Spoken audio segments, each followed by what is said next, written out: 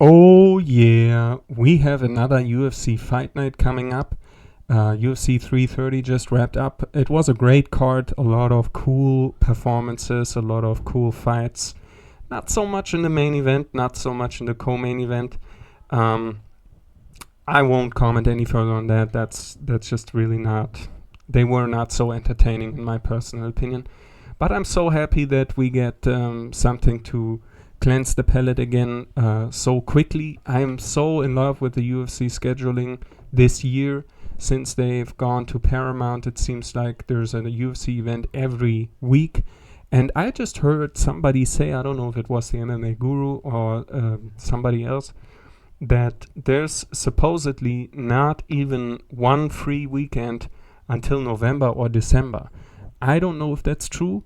I hope it's true though, because I love having every Saturday um, to look forward to when I love having UFC fight cards every Saturday, even if they're a little bit thinner, because I think the last 3-4 weeks have also shown that it doesn't really matter how thin a card is when it comes to the name value, um, and when it comes to entertainment, right? Like when it comes to how good the fights are to watch, how entertaining the fights are to watch, that's not determined by the name value of the fighters on the card.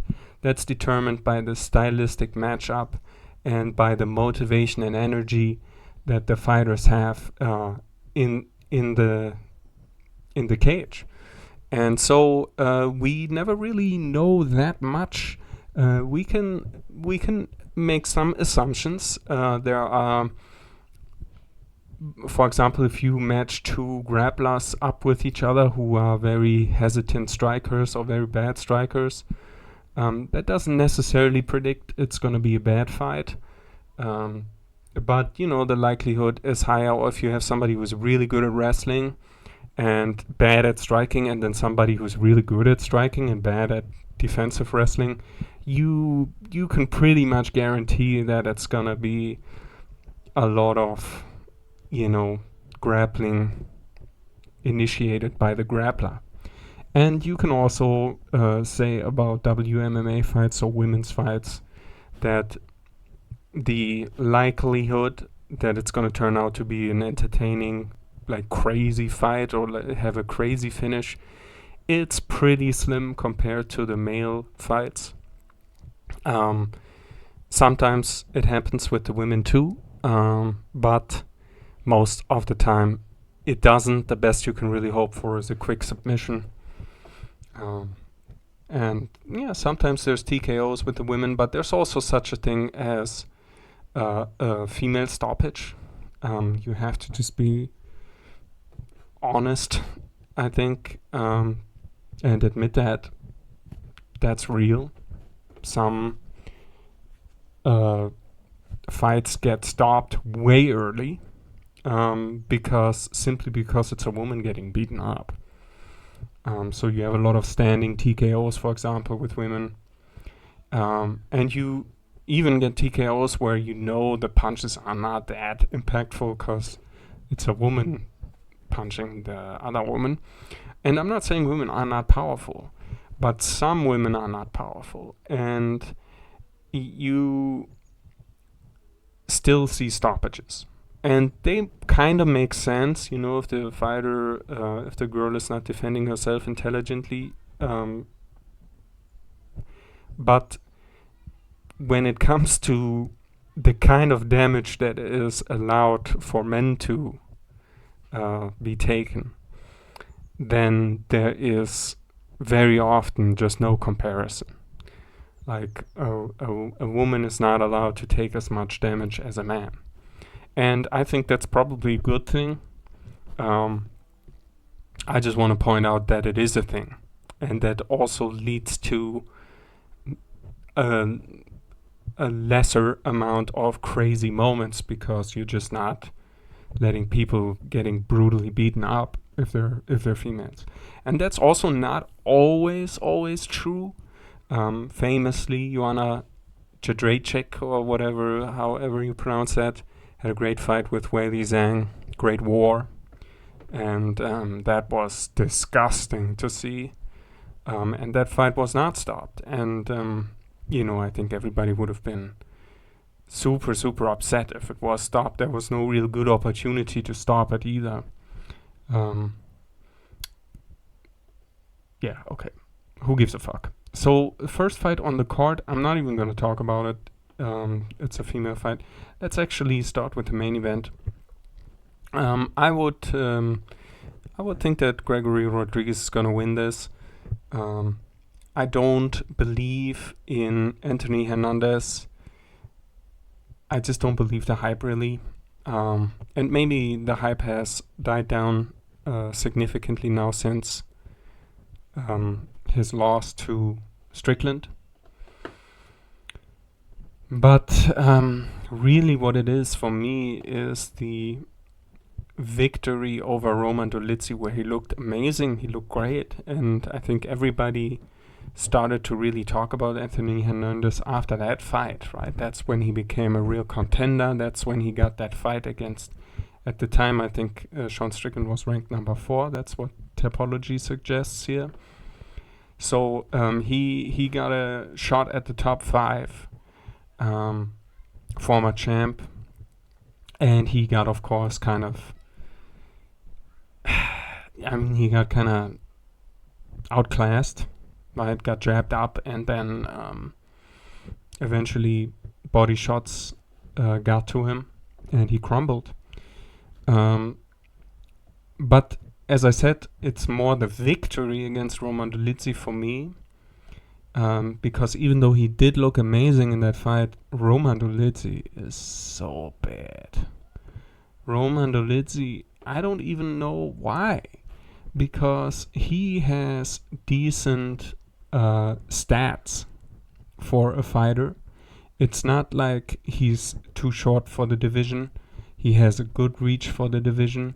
He's muscular, probably powerful when he punches. He's never lost by knockout, which is ridiculous. I mean, why does he have so little confidence? It seems like Roman Dolidze is just scared when he fights. And I can kind of get being intimidated by Christian Leroy Duncan. Right, in his last fight, he also didn't want to, he was maybe also scared that he would get styled on again like Anthony Hernandez. But there's just something wrong with his mentality, with Roman Dolidze's mentality. For him to look so bad in his fights, and for him to do these ridiculous moves where he's just dropping to the floor trying to grab the legs, he's running away, he's turning his back. He looks scared in his fights. He looks terrible in his fights. His body language is maybe the worst of anybody in the UFC. And so I don't believe that Hernandez's win is that impressive. I just think that Dolidze is much, much more shit than people assumed after that performance, right? And I don't know, as I said, I don't know why this is happening with Roman Dolidze, but this guy has no aura in the cage at all. And I don't understand it. I don't think it's necessary. I think I don't see why he wouldn't just go out there and swing bombs, try to KO his opponents, and like go in there like a fucking Chad with maximum confidence. I think that's possible for him, especially because he has never been knocked out. I think he should just do that, but he doesn't seem to be able to, at least not at the moment. Maybe there was something going on in the last couple of years for him. I also don't remember how he looked in the fight before the Hernandez fight, so maybe he looked better then. And I just know he looked shit in the Christian Leroy Duncan fight too. And Gregory Rodrigues is a savage. Gregory Rodrigues is one of the coolest fighters in the UFC, one of the coolest dudes. I don't know, maybe not one of the coolest dudes. I don't know about that. But he is so fucking entertaining. He is a beast. He's a monster. He has massive power in his hands. He can KO anybody easily, probably. He's a good grappler. He might be a little bit chinny. That's like the concern with him. 4 knockout losses. Some of them pretty bad too. Cannonier knocked him out. Bruno Ferreira knocked him out. Jordan Williams knocked him out. That's not good. And then he had an early knockout loss to Bruno Lopez, very early on. This is more than 10 years ago. And so he doesn't get knocked out that much, right? It's not frequent that he gets knocked out. He doesn't have knockout losses back to back to back. He,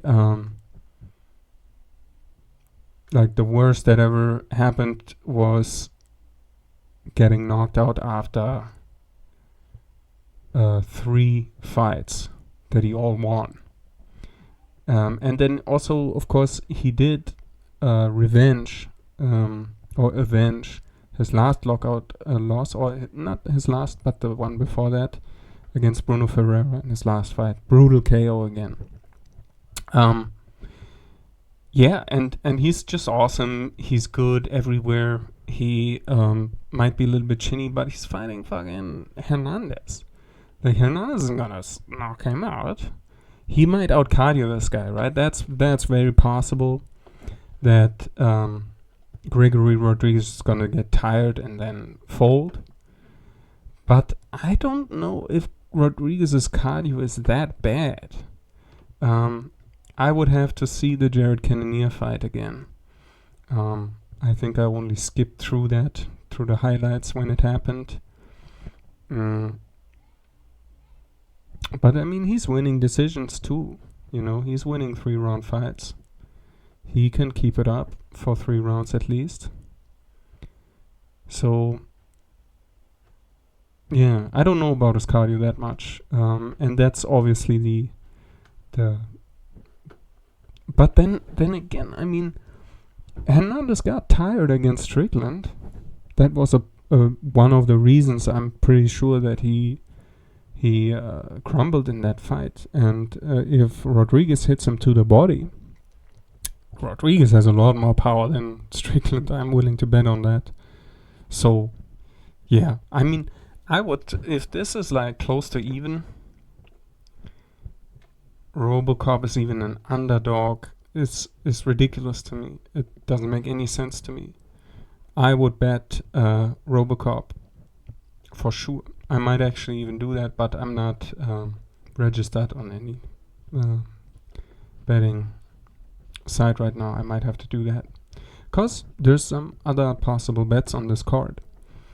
The co-main, Vitor Petrino against Sergey Spivak. Not so interesting of a fight. It could be entertaining, but you never know with Spivak. It might be very grappling heavy. Then Rainier Derrida fighting Roman Dolidze. Totally gonna bet on Rainier Derrida here. He is a moderate favorite. He should be a huge favorite. Roman Dolidze just looks terrible. I think the odds are probably fair. Right, because you don't know if it really is. It's so odd how bad he looked that there must have been something wrong with him. That is not possible that he's that. Because his record's also better than, it's not bad. So, if he shows up with more confidence, with more determination, then I think him being a moderate underdog is pretty fair. Right? Because you don't know. It could happen. If he shows up looking like he did in the Hernandez and the Duncan fight, he's going to get destroyed. Rainier Derrida is not going to have to do anything probably to win the fight. And then Mason Jones is fighting so cool, man. a lot of cool fighters on this card. And he's fighting Markel Medeiros, who has a capital letter in his first name. I don't understand if that's... No, that doesn't seem to be a mistake. That seems to be intended. I don't know. I don't know how that's even a thing, but apparently it is. So, okay, he's American. So that's just some kind of like, the parents wanted him to be special or something, or he did that himself? Because that's not a normal thing, is it? I've never seen that before. And I am against it. Like, I don't think that you should.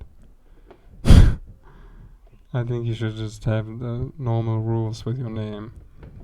Follow the normal rules like everybody else on the planet. Well, maybe not everywhere, but in the Western world, we don't put a capital letter in our first name unless it's at the very beginning. Yeah, I don't know about this guy. Austin Hubbard, he won a split decision against him. That's probably not a good thing, because Austin Hubbard... I respect Austin Hubbard, but Austin Hubbard is not really dangerous. Yeah, and like, he's not like a dominating fighter in any way. He's just kind of good everywhere. Decent everywhere. So, Mason Jones, decent favorite also. Probably fair. And I kind of like to see that they're giving him somebody he's probably going to beat here. Because he's bled a lot for our entertainment recently. He had a great fight with Axel Soda. Won that fight. I don't know which one of his fights was. Was it the Oki fight? That was also such a brutal war. He's had a few of them anyway. So, give him somebody he can beat. I'm actually kind of surprised. I would have thought that after that Axel Sola win, they would give him a ranked guy, but maybe he just said, I don't care. And if he gets paid well, then why not take a fight like this, you know? Okay, there's a WMMA fight then. On the main card, that's weird. I'm not going to watch it. I don't care about it. Anthony Wint against Terrence Chatman. This is a heavyweight fight. Jesus Christ, this guy is a -1,000 favorite. But I can probably guess why that's the case. This guy looks like just a fat guy on his picture. Yeah, super fat guy.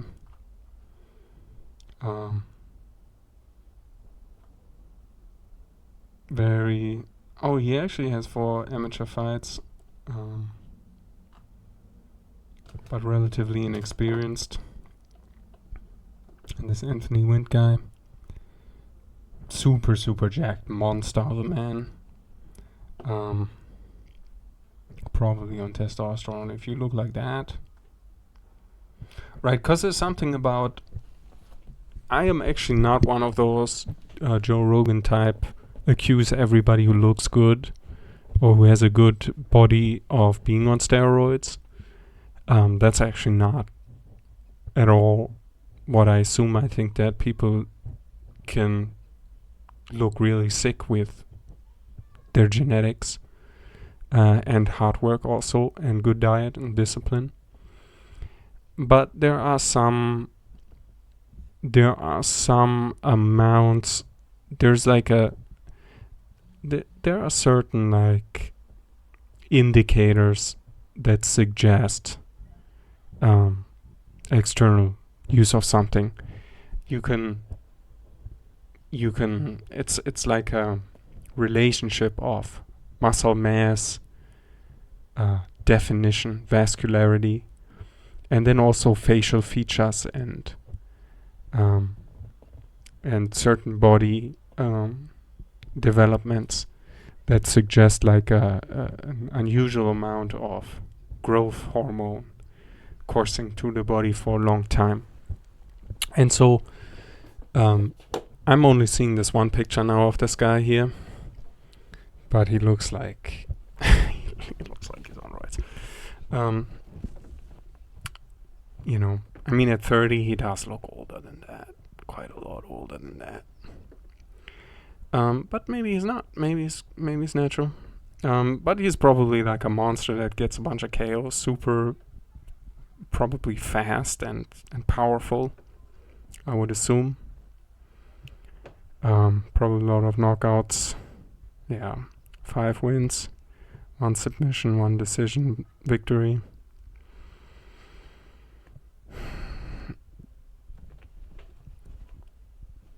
Oh, is he the guy that he's the guy that fought last week on Tuesday? That's unbelievable. He fights not even a week. No, it's more than a week, but he fought on the 11th and is now fighting on the 22nd. Cool. That's cool. So I do know this guy. And I've seen that KO. It wasn't that impressive. But if he's just fighting some fat guy, then I sort of get the odds maybe a little bit too big. The odds maybe not those odds, but I mean, it's very likely that he's gonna win. Even though I haven't seen any footage on this other dude.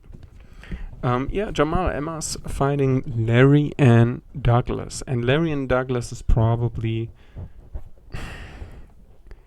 I mean, honestly, is probably the most interesting prospect in the UFC right now.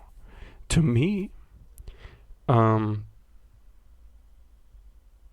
Yeah, for real. I mean, I'm impressed with Quillen Killed, with his grappling performance.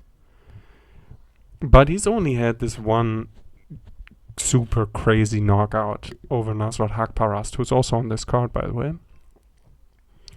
And that was kind of a little bit of a fluke KO, honestly. I mean, landing the head kick, I trust him to do that consistently. But getting this kind of clean flatline KO, one-shot kill, I don't know how reproducible that is for Quillen Killed. But there, Larry and Douglas, he's flatlining people. He's just that kind of a striker. He has that style. He's the gunslinger. And he's just, he's super fast, super powerful, throws in combination, is aggressive. He goes for the KO, and I love it. And so he's super cool, because he's already got a lot of cool knockouts. And this is a cool fight, super cool fight with Jamal Emmas. Because Jamal Emmas is not bad, but he's also not really that dangerous. And so, but he's well-rounded, he's good everywhere, but he's not that dangerous. So we can see Larry and Douglas really go for the kill, and we can see if somebody who's decent at everything else, at the grappling, at the striking, can defend against this and expose him. Like, this is a very good matchup if you want to give, right? Larry and Douglas has the potential here. This is a good matchup for him stylistically to get another highlight, to get another KO. He can throw with confidence in this. He doesn't have to be too cautious, but he should, he has to be a little bit careful. He cannot be completely reckless, and he cannot be stupid, and he has to be prepared also to grapple and to defend takedowns and this kind of stuff, and to not get the KO that quickly. And that's why this is a great matchup, to see where he's at. Yeah, that's really cool. That's really cool to see. Big favorite here. Probably fair, probably fair the way he's been looking. We have Shamil Gaziev fighting Kennedy Nzechukwu. This is pretty interesting. What? Make Nzechukwu the favorite? What, are you fucking crazy? This guy has an iron chin and the most incredible dimensions for a fighter. And he's getting better too. He's probably going to KO Shamil, I'm sorry. But he has not always been the smartest performer, he is famously also one of the guys that got heel hooked by Walter Walker, so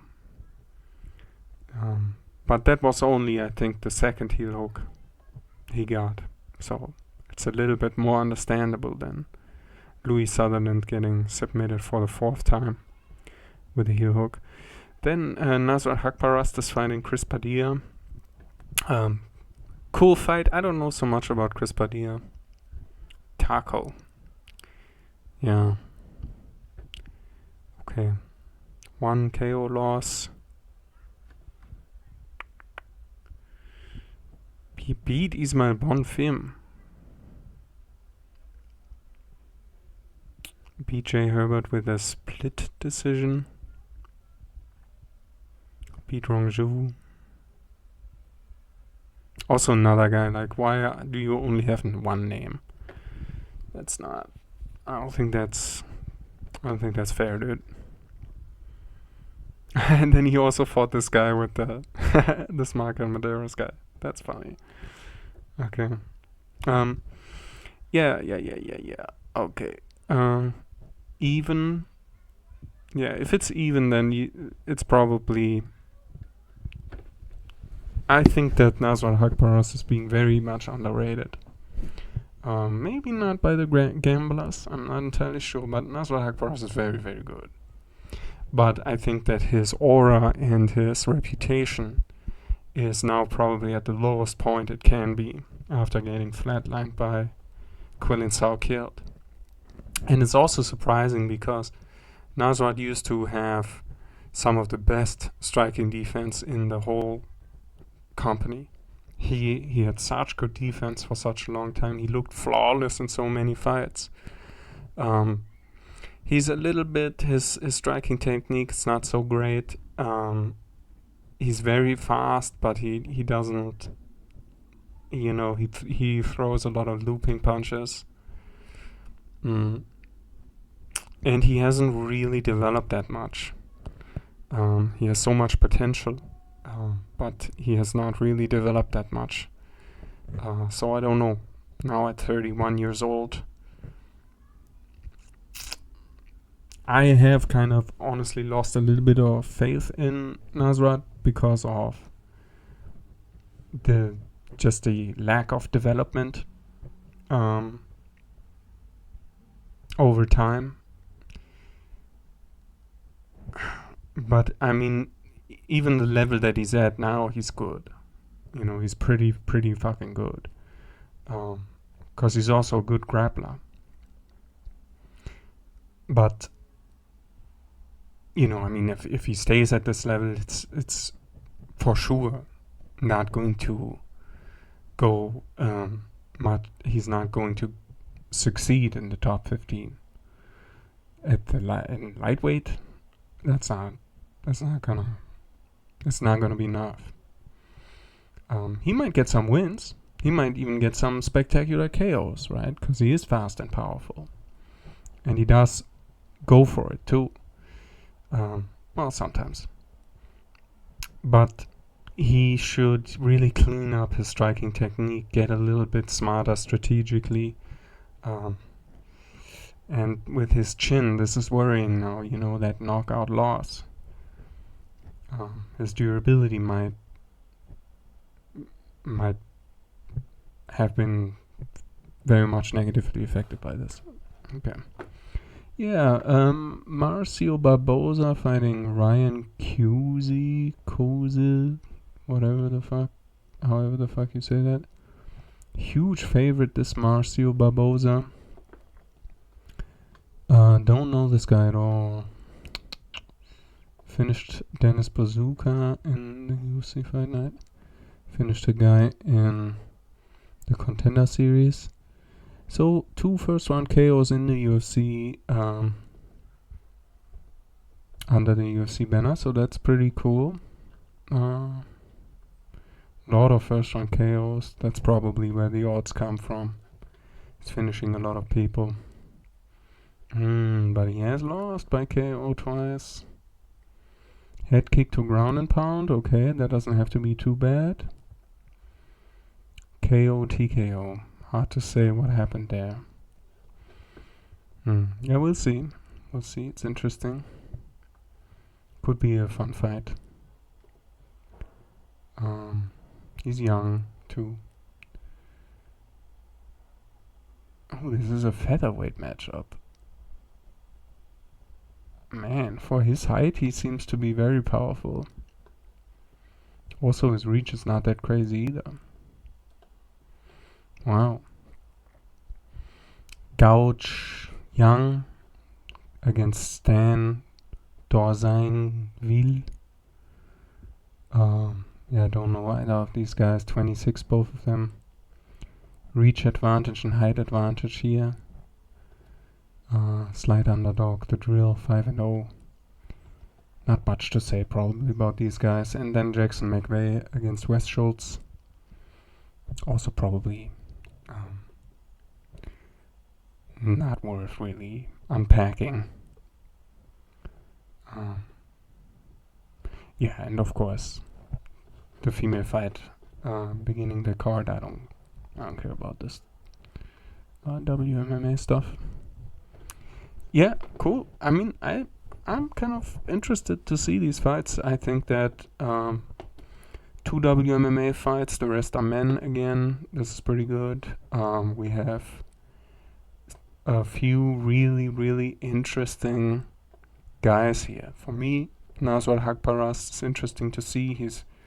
I know he doesn't fight with the German flag, but he speaks German. He lives in Germany, so he actually kind of is German, but he refuses, of course, to be German because that's just the way that things go nowadays.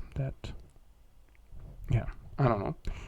And then I guess I'm kind of I'm not really that interested in Canadian Zechukwu against Shamil Gaziev. Super interested in Larian Douglas. Really, really, really interested. I've been wondering when this guy will fight again. Mason Jones, very interested to see him. I am kind of interested to see what happens here with Rainier Derrida and Roman Dolidze, even though this is like really not, when it comes to like contenders for the belt, this is not interesting, even though these guys are both ranked. I think these are probably the worst ranked guys at the moment. Well, maybe not the worst in the top 15. I would have to have a look at the top 15, but Roman Dolidze looks fucking terrible, and Rainier Derrida has not looked that good either. So, but I am still interested to see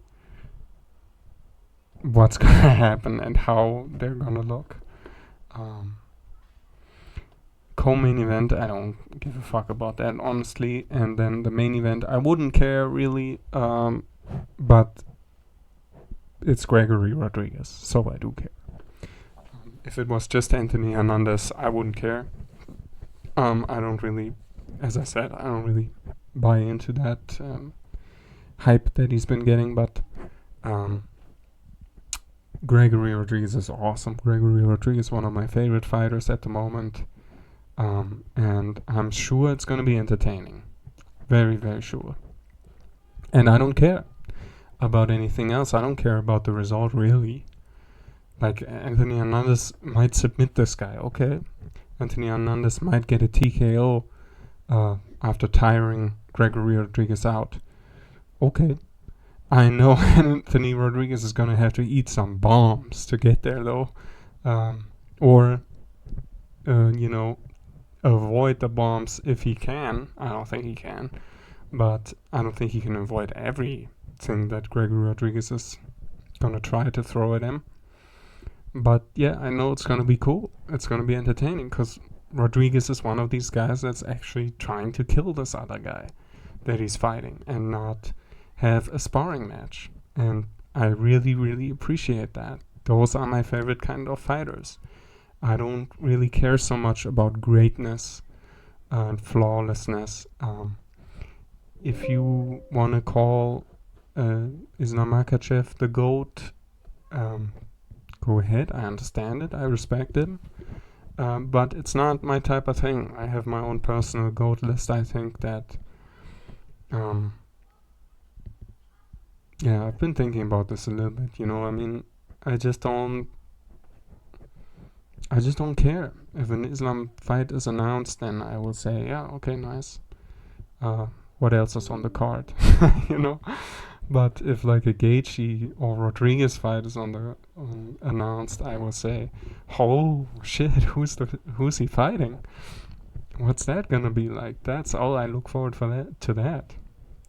Do I have to be somewhere on Saturday, or can I stay home and watch the fights? If Islam fights, I don't give a fuck. And so for me, it's hard to call somebody the GOAT that I don't care to see fight.